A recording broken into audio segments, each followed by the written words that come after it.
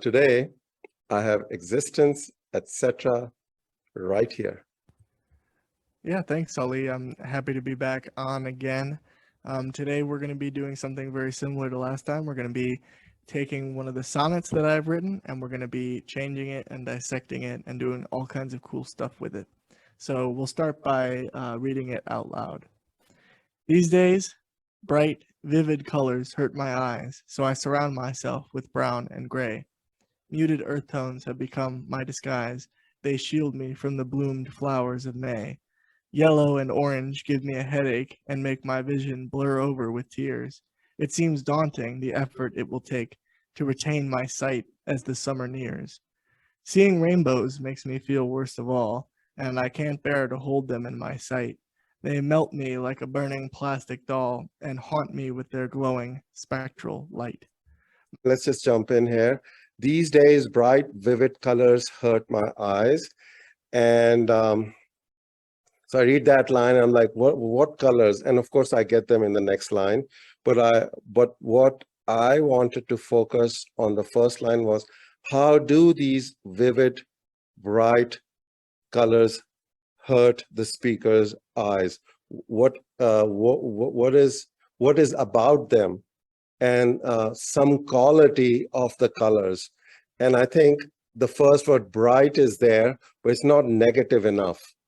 So I thought maybe bright could be replaced by glare. Okay, and that's a more stark of a word. It's also, I feel like glare is a more aggressive word, because glare obviously implies some kind of wincing or some kind of pain. You know, the sun is bright, but when the sun is glaring, that's when it actually becomes sort of painful or aggressive. So I think that's a good word choice for sure. And it sets up this problem that the poem will try to solve. Okay, so we have glare, and something glare hurts or hurt my eyes. So this is a phrase I want to keep, even though we could get rid of the verb hurt, but I think it would get too complicated for me. So I'm going to stick with that. So, yes, so existence, etc. just mentioned the sun, but what about at night? And you're driving around in a car and it's very dark, you're in some Colorado, near the south, and then you have to go. What do you do when you're driving and it's all dark on a highway, and then you're running low on? Well, it reminds me kind of the situation you're describing reminds me kind of like, I remember driving from Illinois to Colorado. You drive past a lot of Midwestern states like Nebraska, and if you're, driving that whole trip in one go, you're driving in the stark dead of night, and it's a flat plain, and I guess you got to go to a gas station. I would say gas station's a good one. Yeah. Okay, so I think that's cool. So we can bring in a gas station where you're going to get the glare, the light, all of that. So let's do that. A gas station is lit, right? But it's going to be glare lit for us. So the glare lit gas station will hurt the speaker's eyes. So let's see. The glare lit gas station hurt my eyes. And so the glare lit replaces the bright and vivid colors. And then the gas station does the first objective of our transformation, situates the poem. So this is a very American situation. You're driving in a highway, and something's going on internally with you, but the external representation of the reflection that glares back to you literally happens. So you're driving, you're reflecting on something painful, and then that gets reinforced, re-emphasized, bless you, by the gas station. Now, let's see. Which gas station? We need to make it specific, and that's where the Americana comes in. American gas stations. Let me think here. Well, we have Shell, obviously. I was going to go with Shell. So Shell. Write that down. And what else? Um, there's Sinclair's. There's Sinclair. A C, so it would be Chevron. That's what I was thinking of. And then give me one more One more for the road. for the road. I would say I haven't seen one of these in a long time. I don't know what state they're usually in, but I remember Loves. Loves, yeah. All right, loves will work. I will take that list here. Now, if you look at this list, what happens is, even though this is a corporate name of a gas station, it brings in a topic and a theme. And that's how these things work. But even nouns can add to this line here. So if we went with Shell, we're thinking of the seaside, of being inside a shell, isolated, something like that. And then if I look on the left-hand side to the sonnet we're working with, and this is definitely not a seaside poem, so we skip that. Sinclair reminds me of Sinclair computers and little gadgets, so that's not going to work. Chevron could work because Chevron has the V of the birds, and we do have bloom flowers and birds, and so it could be about if we had a scene where the speaker looked up in the sky, but we don't have that. We do have rainbows though. But then I look at love and I'm going, okay, if we capitalize that, which is how a 19th century poem would do it, what about if it's loves? I'm going to go with love because this does what we were supposed to do in number 4 here, inject a second theme. All right, so we bring love up.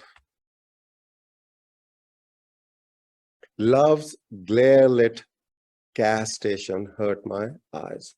And again, this poem starts in the middle of things, right? We have to imagine that the speaker just is in a car. Maybe he walked to the gas station. Maybe he's in a car, he drives in, and this is what he experienced. To bring in the next 3 lines. So let's see. So I surround myself with brown and gray, muted earth tones have become my disguise. They shield me from the bloomed flowers of May. So I want to do what's going on here. And what's really going on here is that the speaker who has been hurt by the bright, vivid colors of, well, they're just bright and vivid colors. We are told that the speaker also wants to be shielded from the flowers. So the colors are coming from the flowers. Plus, what he wants to adopt, he wants to reject the flowers of May, reject the bright living colors, and go with brown and gray, which is, of course, colors of death, because you have the word earth as well. It's the color of, so we have death going on here. And then I think I'm going to remove death. So let's do this. So I'm going to go with, and also, like before I go on with this, what kind of light fixtures and what do you find at a Love's gas station? Love's gas stations. Not all gas stations do this nowadays. I think Love's is an older chain. But definitely you'd find neon outlines and neon lights at a Love's gas station. And it can make them really kind of stand out against the night sky if you're driving at night. All right, so that's something very specific, and that will allow us to continue with the glare. So the neon word now that I wrote down, because I just heard that, will connect us back, take us back to the opening of the first line. So we got neon, and then the speaker wants to run away from the bloomed flowers of May. So in some sense, he is running away from that. What we're doing today is not really editing this poem, but stealing from this poem in a very T.S. Eliot fashion, so that he would. So now we have neon and bloomed flowers of May, and what we want to bring in is how the speaker disguises himself in earthy tones so that he can shield himself, protect himself from all that spring entails. I just highlighted bloom flowers of May. That stands for spring. And so driving into that gas station will perhaps in the car, the speaker was thinking of earlier in the day, the morning spent somewhere out with actual vivid bright colors. And now this glare might allow him to forget all of that. So let's see. So that reprieve, that is the word I would. So reprieve then basically reprieve. Reprieve is Yeah, there's spelled an E. E-I-V-E. Yeah. All right, awesome. Yeah. Reprieve is in place of disguise and shield. That's the word I couldn't remember was replace. All right, so now we have our very famous couplet, soon to be famous. Love's glare-lit glass station hurt my eyes. Neon reprieve from the bloom. So from the bloom flowers of May, and that doesn't work. So we need to perhaps put a period here. Or let's see, love's glare-lit glass station hurt my eyes. And what is that? It is a neon reprieve from the bloom flowers of May. So it's kind of weird, but if you don't throw that in, the transition disappears. We could also put a comma here, and I think it would still work. And that way we have a lowercase a there. Now let's keep going here. Second stanza. Okay, 1 second. Well, actually, before we move on to the next stanza real quick, I think this couplet is interesting, not just because of how it's been changed, but also because it subverts your expectations. Because in this case, well, in the case of, an average conversation that you're having, you're thinking of nature or the seasons or the spring as being an escape from industrial life. You're thinking of it as being an escape from civilized life. But in this case, that is reversed, and the gas station being an industrial thing is actually like a break from the natural world. Gas station becomes the haven from the natural world, which can, so we could just say it's a city poem here. It's a city boy's poem, and this existence. And okay, all right, let's go. Yeah, but that's a very good point. So that is the unexpected surprise of the opening. And actually that was happening also in the original stanza, except because it wasn't located in a specific, we didn't know that the bright, vivid colors were in a different location from what we associate with the spring. And now we do have that. We have bloom flowers of May.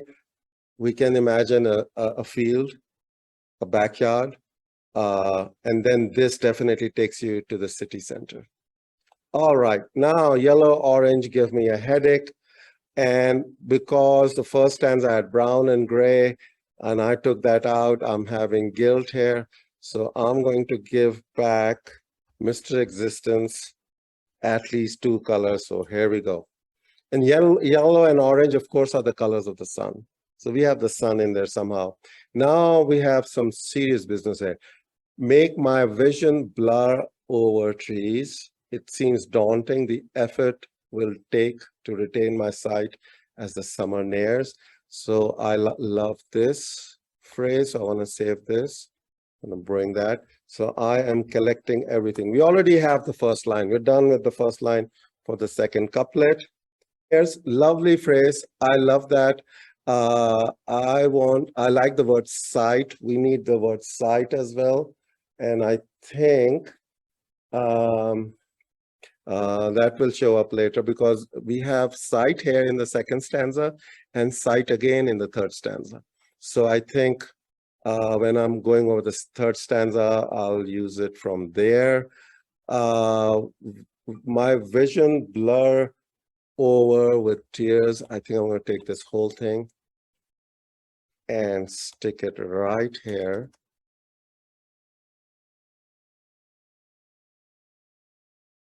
All right, so now can I do something with summers, nares, my vision? Maybe this is not going to work.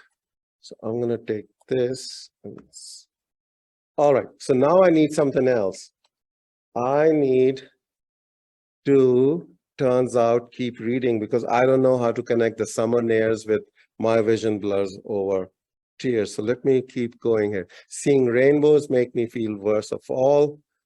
I can't bear to hold them in my sight. And again, the idea is the number 3, keep the narrative same. So even though I'm messing around and I'm going and robbing from the third stanza and bringing it up to my second stanza, I think it will all work out. So let's see.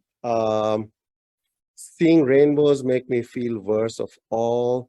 I can't bear to hold them in my sight. They melt me like my favorite simile. Okay, I think what I need to do is, we have yellow and orange, right? So let's bring in the rainbow. So I'm going to bring in rainbow right here. And the rainbow, the way the original poem says, seeing rainbows make me feel worst of all. And so what we're going to do is the feeling of worst of all of vision. So in other words, rather than go to the business of feeling and emotion, we're going to stick with the physical problem that emotions are causing. So emotions manifest in the physicality in the body. And so we're going to drop this business and we're going to do rainbows. So we want to use this blur. So this is going to be our verb, my vision. Oh, let me do this so you can see what's going on. So rainbows makes. So we're going to take this out in a second. So blur my vision.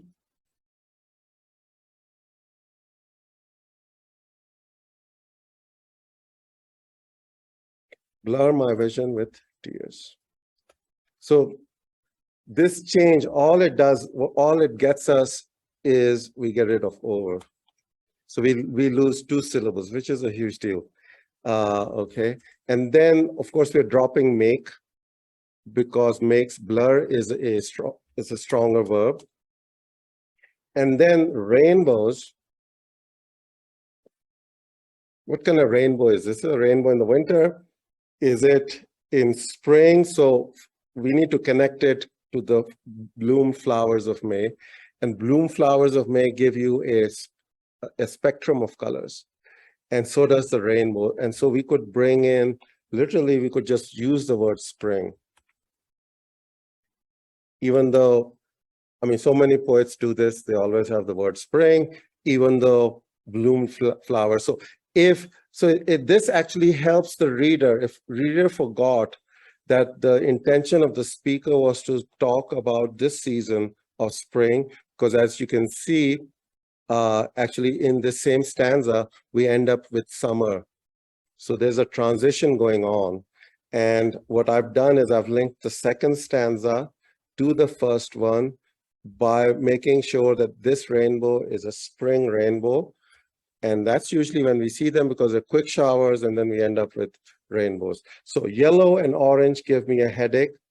Springs, rainbows, or springs, rainbow. Blur my, if I take the S out, then it's a specific rainbow. And did I say spring showers, quick, hasty? So I'm going to put in hasty. And the reason why hasty will work is that later on, if you look at,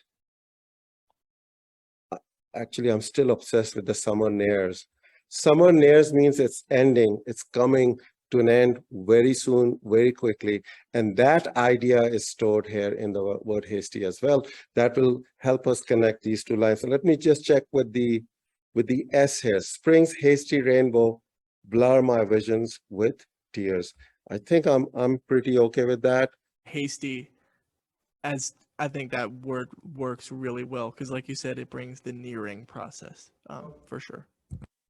Because what's happening is we're really connecting. Each couplet is connected with the other couplet because all the ideas in each couplet show up as other words, related words. And so the thematic unity is kept. And that allows a difficult poem like this to be read and understood. Okay, all right, because we're helping the reader by connecting the words together, even though, you know. All right, now summer nears, and so now I'm looking at the third stanza. So we're done with the rainbow, unfortunately. So now we only have 3 lines, and we got the summer nears from the second stanza. And so I want to take the summer nears and I want to talk about the urgency of the and the dreadfulness of the dreadfulness that the speaker's feeling, that the summer's going to end, and all the possibilities that the spring came, that spring brought with it, is coming to an end. So, well, we do have the business of a simile right here. So let me see, I can't bear to hold them in my sight, which is the rainbows, the idea of spring, of the possibilities. They melt me like a burning. So I'm going to take this and stick it here. Because what's changed here is that the reprieve, because the real reprieve is not from the light of the glare, it's from the idea of spring that the speaker seeks. All right, so the summer nears like a burning plastic doll. Actually, I have a question. How long does it take for a plastic doll to burn and melt? You do have that. I think it does not take very long at all. For some reason, yeah, I think I remember very distinctly when I was a kid, my sister, for whatever reason, didn't want one of her dolls anymore, and it was the midst of the wintertime. And we had a fire in the hearth, and she just tossed it into the fire. And of course, the fabric of the clothing of the doll burned off very quickly, and then the doll just kind of, it took a while to melt, but it like very quickly became this really unrecognizably grotesque creature. Like it looked very horrifying. Yeah, monstrous is a great word. Yeah, Monstrous. Okay. I think what happens is it takes a while, but when the end comes, it's quick. So, you know, so in this case, it's not the end of summer that we're worrying about, it's the coming of summer. Because that is what the speaker is really worried about, is that the spring has run out. The time of spring is gone. Spring is gone. Possibilities of love, all of that is gone. And now summer is going to hit him or her.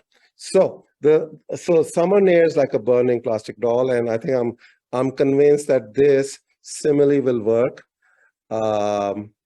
Okay, and earlier on, this simile was about, like a burning plastic doll, was describing the emotional state of the speaker. And now it is describing the emotional state of the speaker versus his panic over the ending of spring. So another way how they melt gets connected back to the problem of spring ending. Okay, so the summer nears like a burning plastic doll. And I think since we're doing a simile here, on my list, I have add a simile. So I'm going to add a very lame simile. So bear with me. Let's see, what can I say? Like, another thing I wanted to I think is the idea of temporariness, of transience. And I'll just go with this word, temporary. what can I do with that? I could take this word. This is an abstract noun. We could make it into a name of a person or something. Let's do this, like a temp. And then the idea of lateness. We're in the late spring, summer is coming, like a temp late to work. You're gonna want to, yeah, you're gonna want to put the A in there, like a temp, late to work. Yeah. Well, how grievous is the lateness? If we're trying to make the lateness, more intense and more grievous, a temp being, regular person being late to work is not great. A temp being late to work is quite bad. But I think if we want to make it really, really grievous, really carry a lot of weight, I think a temp on their first day is the worst kind of lateness. Okay, I figured I can work with that actually. I got it. Like you're gonna love this. I hope a green temp. I don't get, what does the green mean? New. Oh. Okay, I see now. Yeah, I like that.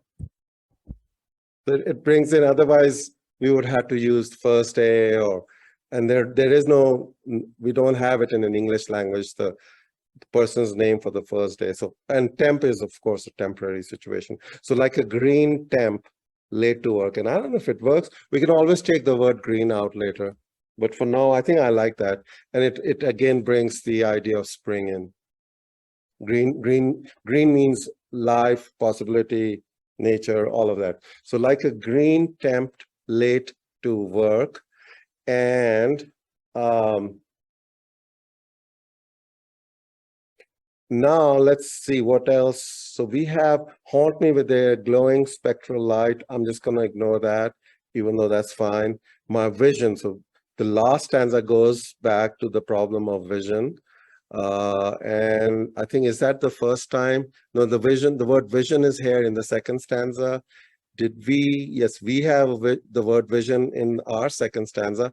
Vision is getting worse by the day, and going blind may be the only way. So the speaker is hoping for blindness, wishing for blindness, so that he doesn't have to stare at the colors of spring. Summer nears like a burning plastic doll, like a green temp late to work. And now I have to bring the stuff that's going on in the last three lines. And so I think I'm just going to ignore this one. I've got vision here, which is related to the word sight, where that yeah, right here, my sight. So I want to say, I want to go from the fear of spring ending to the main issue of the poem, the problem with sight and vision. So we want my sight here, because down here, these are the last lines of the poem. So my sight is there. Let's see. And then going blind may be the only way. This is the resolution, or the conclusion, or the answer to all the problems. In other words, accept reality. It's a poem that accepts the way things are going, and it's one could say, in some sense, it has wisdom. It's stoic is the word here. I meant this word. All right, so I've got my sight, the only way, and the issue is literally going blind, as in blindness. So the poem wants to move towards blindness. I'm going to go with my sight makes its way to blindness. Okay. All right. So I used this already. Now what do I want to do?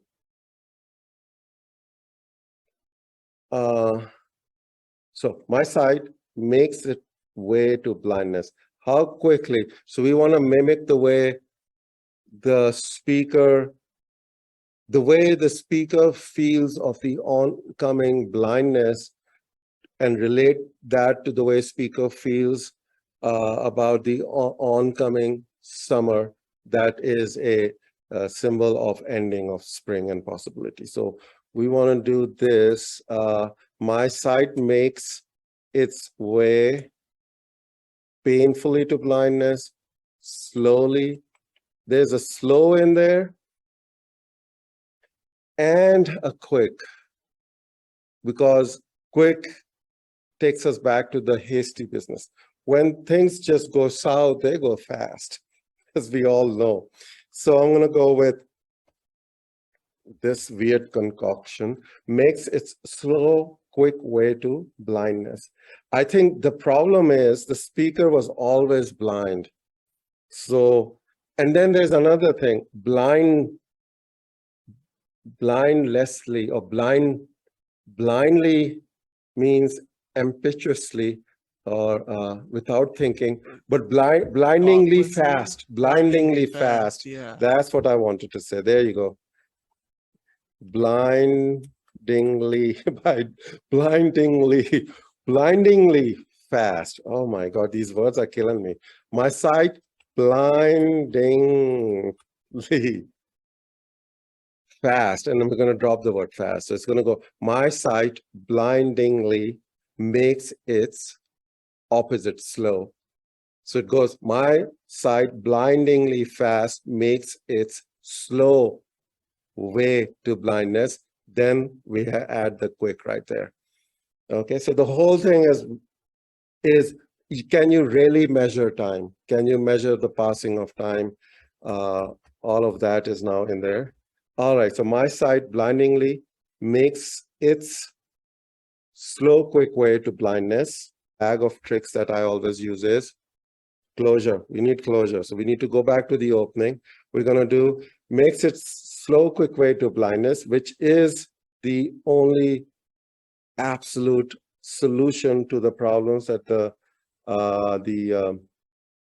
so we can have this as a comment here. The only, and there we go. I'm using the word only. Let's see if I can take it out. The only reprieve left. So my sight blindingly makes its slow, quick way to blindness the only reprieved left. And I think it's a reprieve that is, because I think by the time we get there, spring's over.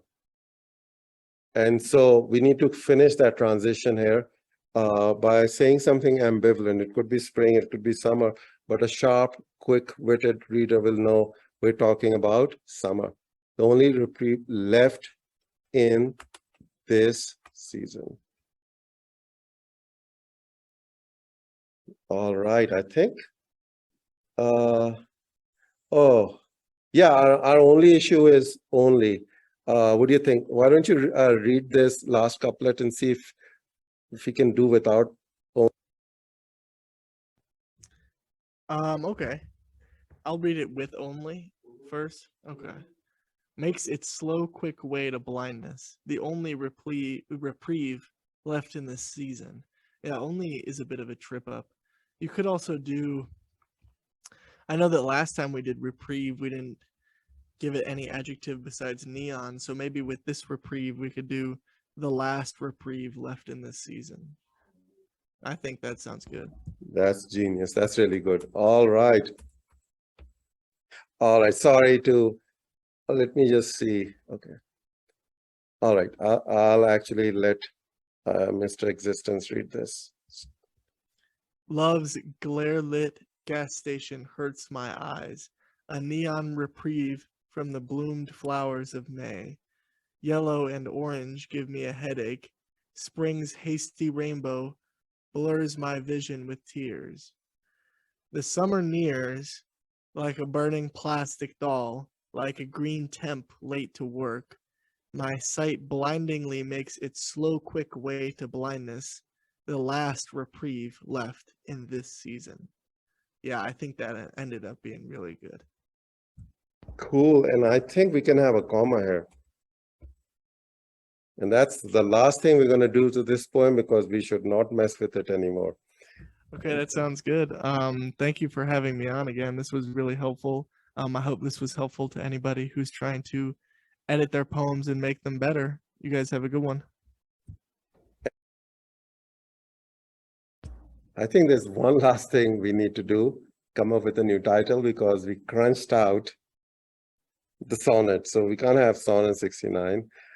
And what is the central image in this poem? I would say a central, if I had to pick two Mhm. central images, I would say neon would be one of them. And I would say blindness would be the other. But that's not really an image. So No. in the other case, I would say flowers. Okay, we got flowers, that's the image, plastic doll. Yes, plastic doll. I totally forgot about. Okay, Absolutely. so one of the titles could be this. Okay. Plastic doll. Flowers, too vague. We could do flowers of May, it would still work. Plastic doll could work. But before we jump in and say, yeah, that's what we want, what else? So you said you could even have, so that could be a title. Let's just keep it in our minds. And then this one. This could be a great title too. I think that neon works really well. You could do neon burning, or you could do neon plastic doll, but I think neon by itself works really well. One last change before we are done. The summer nears like a burning plastic doll. So this simile is saying the end of spring is near, is nigh. And in fact, the next simile says that the end of summer is not very soon. Green temp late to work. So in fact, what is really happening is, fix that, is that we need a period here. And the second simile actually goes with side. So we start the line with a simile, like a green temp late to work, my sight blindingly makes a slow, quick way to blindness, the last reprieve left in this season.